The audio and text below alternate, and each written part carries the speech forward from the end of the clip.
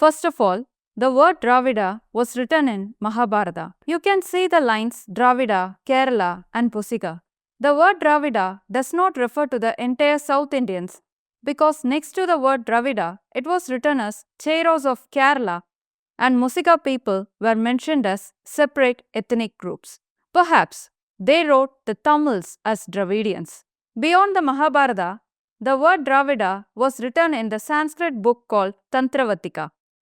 In another book called Madura Vijayam, Tamil Nadu was written as Dravidian nation and Tamil kings as Tiramila kings. In Sanskrit, Tamils were misinterpreted as Dravidians. On the other hand, British researchers who came to India started researching the Indian people. A linguist named Francis Ellis was the first to discover that South Indian languages, including Tamil, Telugu, Kannada, and Malayalam, were not Sanskrit based. He said that these South Indian languages were separate family and they were not descended from Sanskrit. After that, Herbert Risley, a British India researcher, began researching the Indian people. He classified the Dravidians as a separate race like Mongolians. Since the researchers were well aware of Aryans' invasion, who assumed to have fair skin, he said that Dravidians who have dark skin tone and broad nose are considered opposite to Aryans. He grouped entire South Indians as Dravidians, but the most important person in Dravidian classification was Robert Caldwell. He was a priest who came to Chennai from London and undertook sociological work. He learned Tamil and compared Tamil with other South Indian languages. As a result, the book called Comparative Grammar of Dravidian Languages was born. In that book, he pointed out three important conclusions. The Dravidian language family is unique. It was not Sanskrit based and it was completely different from North Indian languages. Especially Tamil, which is one of the oldest languages in the world, is capable of growing and developing independently. Since the publication of Caldwell's book, almost more than 70 languages have been identified as Dravidian languages. Based on the script, uniqueness of Tamil language was declared as classical language by Caldwell. The naming of non-Sanskritized languages as Dravidian languages created a big controversy. So how did he name it? He gave the general name Dravidian to indicate that most of the South Indian languages other than Sanskrit are the different dialects of some unknown mysterious language. The important problem is, among all the races in the world, only the Dravidian was associated with language. It has been discussed that language should not be used as a criterion to indicate the origin of a race.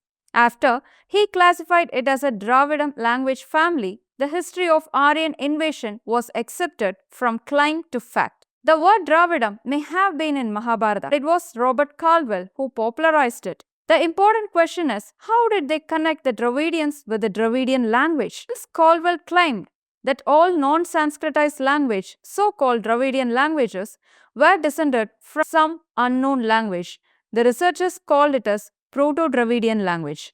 The Proto-Dravidian is a reconstructed language. The names, words, and grammars that are common in non-Sanskrit languages have been reconstructed by researchers through comparative studies. For example, the word pal is found in Tamil, Telugu, Kannada, Malayalam, Kodava, Manda, Gondi, Kolami, Ullari. The interesting fact here is, among all the languages, the meaning of the word pal remained unchanged, indicating our teeth. The research also says that this Proto-Dravidian language, which is believed to have been spoken in Indus Valley region in 2500 BC, might have split into northern, central, and southern Dravidian languages over time. Perhaps no one can figure out what language the Indus Valley people spoke. Although most researchers believe that their language was not Sanskrit, they must have some roots connected with Proto-Dravidian language. The researchers also discovered a profounding hint that connects Indus Valley people with Dravidian language. It is a unique language called Brahvi, which is now spoken by people in certain area of Pakistan which was once in Indus Valley. The interesting thing here is Brahvi is also identified as one of the Dravidian languages. It is known that the languages Brahvi in Pakistan and the South Indian language Tamil have some similarities. After the Proto-Dravidian language was created, there are two types of opinions rose among researchers. One believes that this Proto-Dravidian language is the source of all non-Sanskrit languages. In other hand, Tamil language researchers argue that there is no such language as Proto-Dravidian and that all non-Sanskrit languages originated from Tamil since it is one of the oldest languages in the world. Debates apart, after the Proto-Dravidian language was reconstructed, an important hidden truth came to limelight. Tamil and Proto-Dravidian language are 80% similar. In other words, there are more Tamil words in Proto-Dravidian language than in other non-Sanskrit languages. The main issue here is the richness of the ancient Tamil language is not being accepted by other language researchers. If the world's first iron spear was made in Tamil Nadu about 5,600 years ago using the iron, then everything must have happened through Tamil.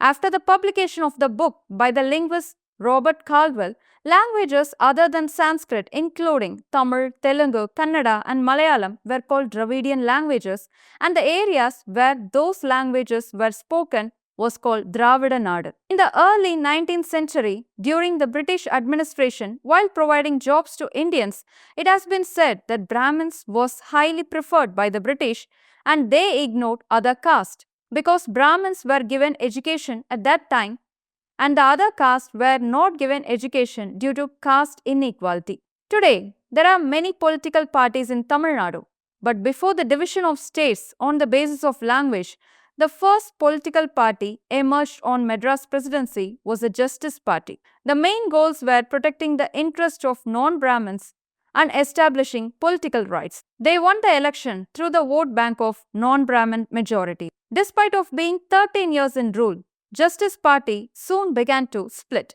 At that time, the self-respect movement was started by Periyar. He fought against the Brahmanism dominance on other castes, rights of social equality and self-respect.